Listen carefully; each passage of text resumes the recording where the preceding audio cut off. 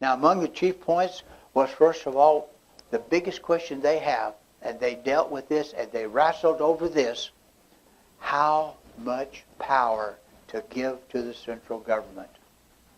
Somehow we have given our central government too much power because they've usurped it, taken advantage of it, and today we're victims of it because they've got too much power. Now, I don't know about you, but as I look at my Constitution, I've said this 100 times, I'll say it again, we have an unconstitutional government governing supposedly a constitutional people. They only govern, why? Because we let them. Right? We elect them, we put them up there, we can take them down. And that's what we have to do. So the Constitution stands as a model of cooperation, of statesmanship, and the art of compassion and compromise. Now, there's three other things. One in 1764 was called the Sugar Act. Increased duties on foreign sugar imported. And so here's the king. He's keep piling it on. He's keep putting the pressure on the colonies. He's taxing them. He's just beating them back, and he's trying every way he can to corral them. 1764, he did the Currency Act. Banned the colonies from issuing paper money because the fear that the colonial money would be greater than the British money. And then, in 1765, one of the last ones, they quartered the Quartering Act that ordered the colonists to house and feed British soldiers if there was not enough room for them at the barracks.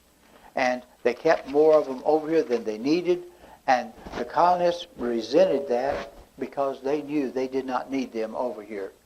And so it just went on and on and on. Now, who was the youngest member to sign the Declaration of Independence? Right there in your paper. Okay, y'all, what's on your paper? It's your little dot there. Y'all already caught me on this. I tried to sneak this in on you, and you didn't make it.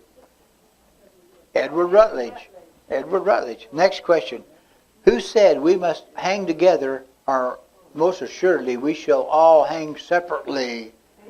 Hang together or hang separately. And then most of the signers actually signed the Declaration of Independence on what date? August the 2nd. And then how many grievances were listed on the Declaration of Independence? How many are we going to look at here in the next few minutes? 27. Yeah, okay.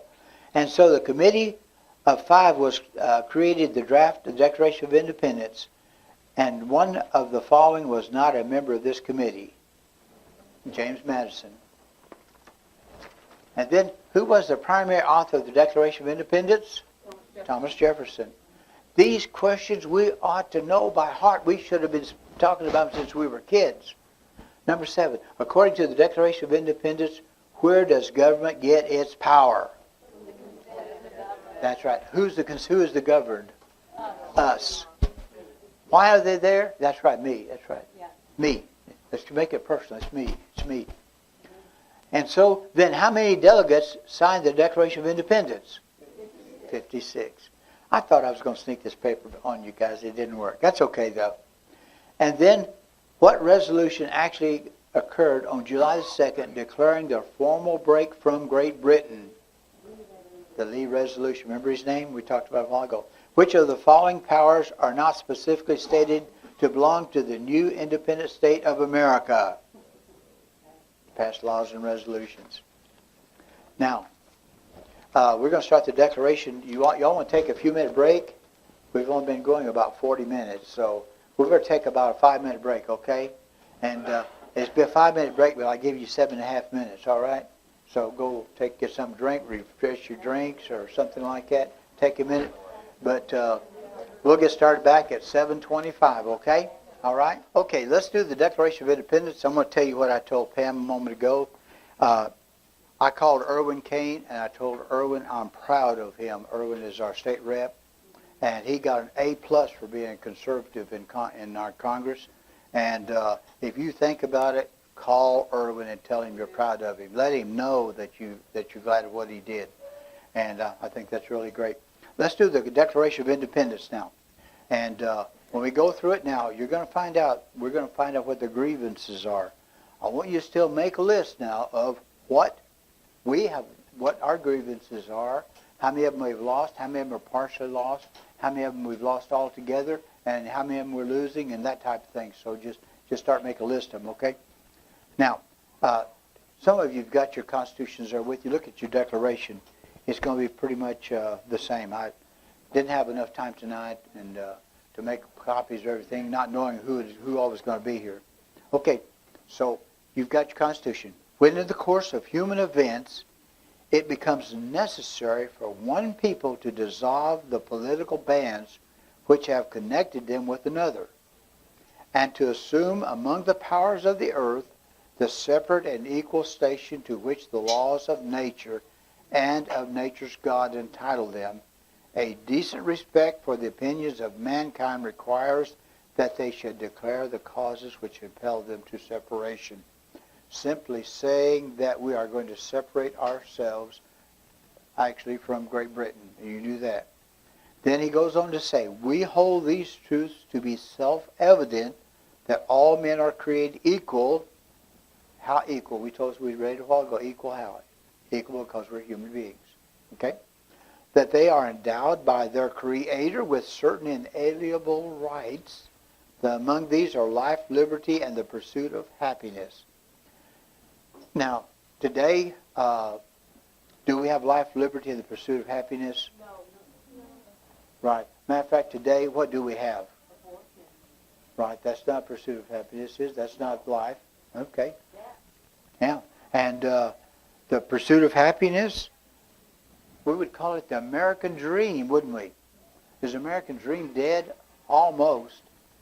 Almost. Yeah, it's getting corrupt. That's exactly right. That to secure these rights, governments are instituted among men, deriving their just powers from the consent of the who? Governed. Who are the governed? We. We need, yes, me. That's good. Me. We need to take this Constitution, Declaration of Independence, as a personal thing. This is personal. This is my declaration. This is your declaration. And when I stand and say I will preserve, protect, and defend the Constitution to the best of my ability, I mean it. I will. Will I fight? Yes, I will fight. Do I want to? No. But will I vote? You bet I'm going to vote. And I'm not voting for the liberals. You can be sure of that. That whatever any form of government becomes destructive to these ends, listen now, when a government becomes destructive to the ends, it is the right of the people to alter or to abolish it and to institute new government, laying its foundation on such principles and organizations, its powers, in such form as they shall seem most likely to affect their safety and happiness. Now, they're making it very clear here to England what they're doing. So prudence indeed will dictate the government long established should not be changed for light and transient causes. So you just don't change the government just because you want to, which is what's happening today. These people want to take us over. They're working hard at it, and they're doing a good job so far.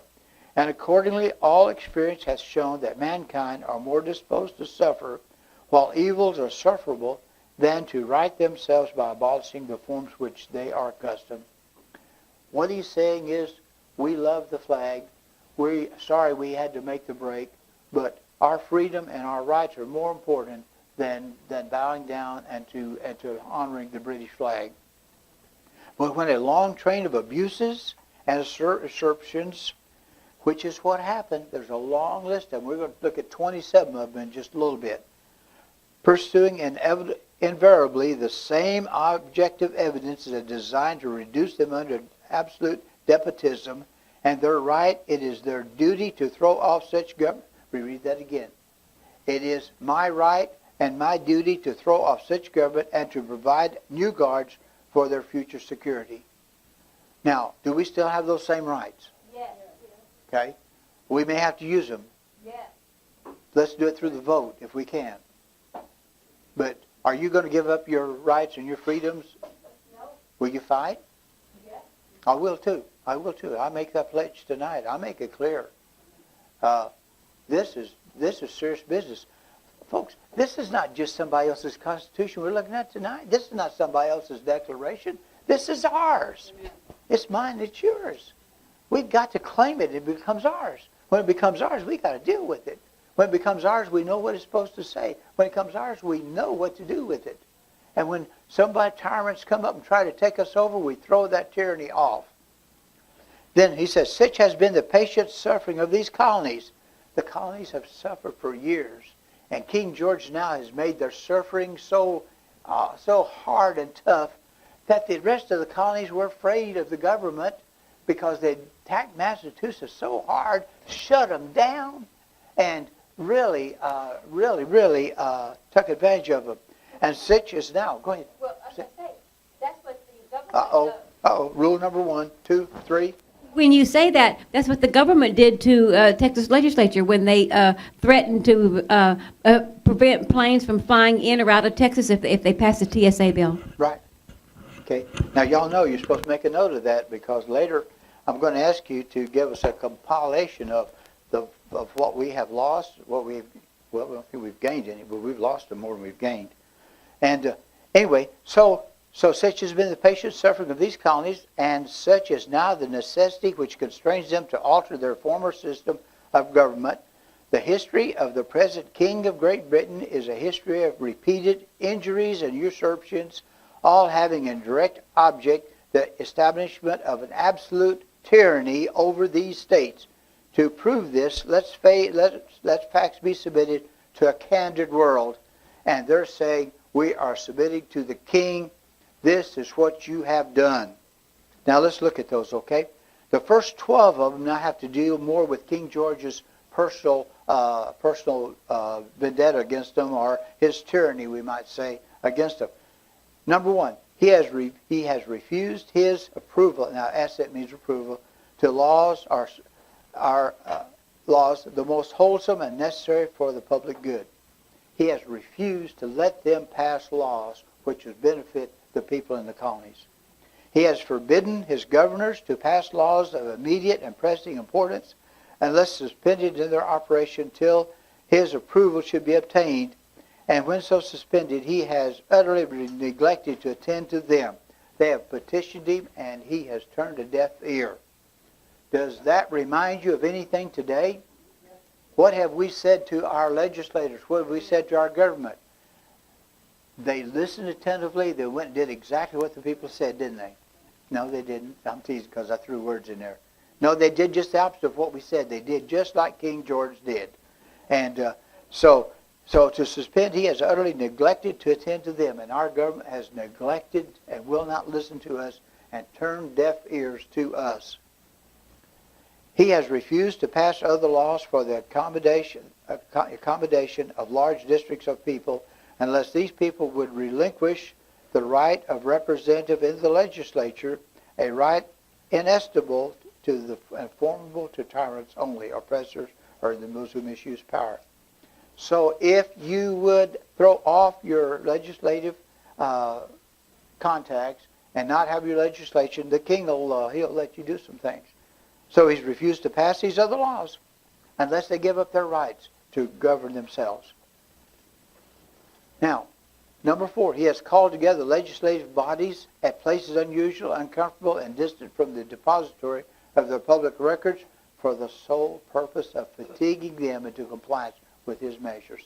He goes out and he has meetings every different places like this and doesn't tell you about them. He has these meetings and trying to make it as hard as he can for the colonies to come to those meetings and protest what's going on. Number 5, he has dissolved representative houses repeatedly for opposing with many firmness his invasions of the rights of the people. He has dissolved the representative houses. He closed them down.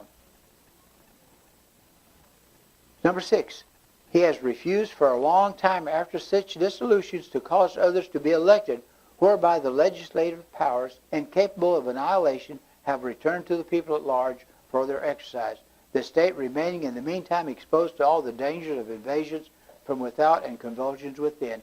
There were things going on that was in dangers to the states, and the king would not even listen to them, and he would not even let them be elected, and would not let them have the legislative powers to do it. Number 7, he has endeavored to prevent the population of these states, for that purpose obstructing the laws of naturalization of foreigners, refusing to pass others to encourage their migration hither, and raising the conditions of the new appropriation of lands. The king has shut them down. You get the picture? He's not letting them have control over the land. He's trying to keep the population down, The king even tried to keep them from moving west. Did you know that? Because he made a pact with the Indians. And so the king wasn't wanting the colonies to move west.